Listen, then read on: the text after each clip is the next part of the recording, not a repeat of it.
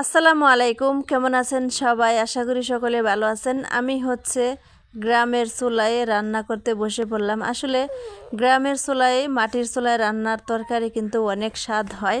তো যাই হোক, আমি বসে পড়লাম। আর আমার মার রান্নাঘরের উপরে চাল নাই, যেহেতু অনেক রোদ পড়ে, রোদের মধ্যে আমাদের রান্না করতে হয়। তো সেজন্য অনেকটাই গরম লেগে গেছে রান্না করতে করতে। যাই হোক, আমি এখানে রান্না করতে বসাইলাম। ডাইলে চাইলে খিচুড়ি আর মুরগির মাংস রান্না হবে।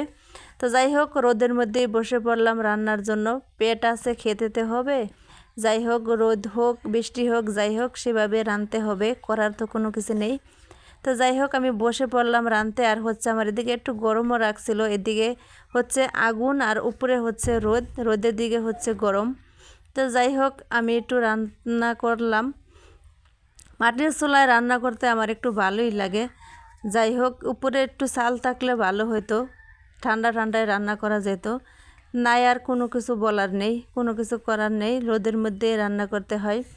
তো যাই হোক, রান্না করতে আমার ক্যামেরাম্যান তেমন একটা সুবিধা নাই, সেজন্য রান্নাটা পুরো ধরে তুলতে পারিনি। তো যাই হোক, আমি মাংস কষে নিলাম। কষে থেকে আমি একটু মাংস রেখে দিলাম, যেহেতু ছোটোবেলা আমরা আগে খেতাম, মাংস কষানোর থেকে আগে রেখে দিতাম। রেখে তারপরে ওটা জল দিয়ে রান্না করা হতো, সেটা আমরা খাওয়া দাওয়া করতাম। তো সেভাবে আজকে আমি একটু রান্না করে নিলাম। যাই হোক, মাটির চুলায় কিন্তু আমার ভালোই লাগে রান্না করতে। তো সবার মাঝে একটু বসে পড়লাম। অনেক দিন ধরে মাটির চুলায় রান্না করা হইতেছে না, অনেক দিন ধরে মাটির চুলায় রান্না করি না। যাই হোক, অবশেষে বসে পড়লাম মাটির চুলায় রান্না করতে। আসলে মাটির চুলায় গ্রামের পরিবেশ, রান্না বান্না, খাওয়া দাওয়া সবই কিন্তু ভালো লাগে। যতই শহরে থাকুক আর শহরের মাটি থাকুক, খাক ভালো মন্দ, তারপরে কিন্তু গ্রামের পরিবেশের সাথে কখনোই মিলবে না।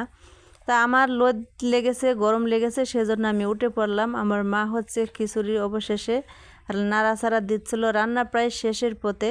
তা আমি এখান থেকে চলে গেলাম, যেহেতু এখানে রোদের মধ্যে রান্না করতে হয়, উপরে চাল নেই, তাই আমি সরে গেলাম। ভালো থাকবেন।